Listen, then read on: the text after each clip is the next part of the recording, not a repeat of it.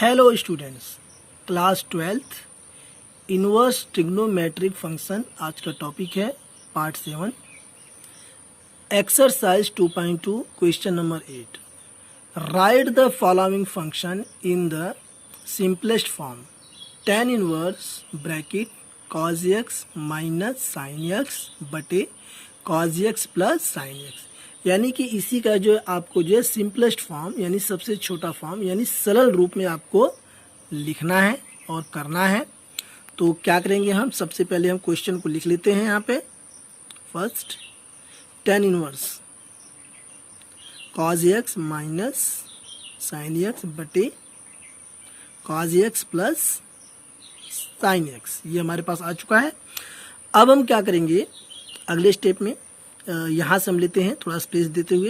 देखिए ये हमारे पास है tan इनवर्स और यहाँ पे हम एक बड़ा जिसे कहते हैं बड़ा कोष्ठक ये हम बना लेंगे और अंश में से cos x हम कॉमन ले लेंगे। जब हम cos x कॉमन लेंगे तो देखिए cos x हमने कॉमन लिया तो यहाँ हमारे पास 1 बचेगा माइनस यहाँ हमारे पास बचेगा साइन x बटे cos x, ठीक है। और इसी प्रकार से नीचे हर में भी हम cos x कॉमन लेंगे। जब हम cos x यहाँ से कॉमन लेंगे तो यहाँ भी 1 बचेगा माइनस और यहाँ प्लस, चूँकि प्लस है ध्यान दें, तो यहाँ हमारे पास हो जाएगा साइन x बटे cos x।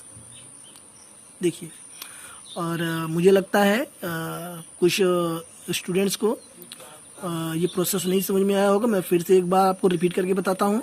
देखिए सबसे पहले क्या है कि जब हम cos x को अंदर ले जाएंगे तो यहाँ cos x हो जाएगा यानी आ जाएगा, और जब cos x को यहाँ लाएंगे तो cos x से cos x कट जाएगा, तभी हमारे पास sin x बचेगा। यही प्रोसेस नीचे जब हम करेंगे, जब ये cos x यहाँ ले जाएंगे तो यहाँ cos x हो जाएगा जो आ रहा है, और cos x यहाँ लाएंगे तो cos x से cos x कट जाएगा, sin x बचेगा, यानी हमारा ये इतने का इतना ही रहेगा। तो इसका तात्पर्य यह है कि गणित में या मैथ में हम ऐसा कुछ कर सकते हैं जिससे कि जो हमारा मूल जो फंक्शन है या हमारा कहा जाए जो मूल क्वेश्चन है उसमें कोई परिवर्तन न हो। तो हम देखिए इसमें अगर करते हैं तो यही हमारा ऊपर अंश का आ जाएगा और cos x को जब हम ब्रैकेट में ले जाते हैं तो नीचे हमारा ये हर आ जाएगा, या इसको हम काट देंगे तो भी कोई फर्क इसको पड़ने वाला नहीं। ये यही इसी का रूप है ये संशोधित। तो अब हम नेक्स्ट क्वेश्चन में चलते हैं, नेक्स्ट स्टेप में आगे चलते हैं। तो यहाँ हमारे पास है tan इनवर्स, देखिए ये है और ये बड़ा कोष्ठक। अब ये क्या है, cos x से cos x कट जाएगा तो हमारे पास क्या बचेगा, ध्यान दीजिए 1 माइनस साइन x बटे cos x। ये क्या होता है, मैं सूत्र लिखता हूँ, चूंकि साइन थीटा बटे cos थीटा बराबर होता है tan थीटा के। ये हमारा ये फार्मूला है, ये सूत्र है। तो इसी प्रकार जो है ये साइन x बटे cos x हो जाएगा आपका tan x। क्या हो जाएगा, tan x। नीचे यही प्रोसेस नीचे होगा 1 प्लस साइन x बटे cos x tan x। तो ये आपने देखा। नेक्स्ट स्टेप tan इनवर्स और ये बड़ा कोष्ठक। अब ये हमने ये देखा कि चूंकि यहाँ पे ये जो 1 है तो हमारे पास त्रिकोणमिति एक सारणी है और उस सारणी में टेबल जिसको हम कहते हैं उसमें मान है, जैसे 0 के, 30 के, 45 के, 60 के और 90 के, ठीक है। और इससे बड़ी वाली सारणी में जाएंगे तो आगे तक मान है। तो फिलहाल हम जब सारणी में देखते हैं तो सारणी में हमें tan 45 का जो मान है वह हमें 1 है, अर्थात यहाँ ध्यान दीजिए tan 45 जो सारणी में जब जाएंगे तो इसका जो मान है वैल्यू इसकी 1 है, और 45 को हम इसके और संशोधित रूप में लिख सकते हैं tan π/4 बराबर 1। अब सर कहेंगे ये पाई लिखा हुआ, पाई के क्या मान है, तो पाई, अब यहाँ पाई पे हम चलते हैं कि पाई की वैल्यू क्या है। ध्यान दीजिए चूंकि हम जानते हैं कि जो पाई का जो मान होता है वह 180 डिग्री होता है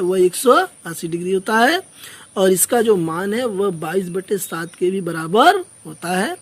तो फिलहाल 180 डिग्री त्रिकोणमिति में हम लेते हुए, तो जब हम पाई के स्थान पे 180 रखेंगे और 4 से भाग दें तो यहाँ 45 आ जाएगा। कितना आ जाएगा, 45, tan 45।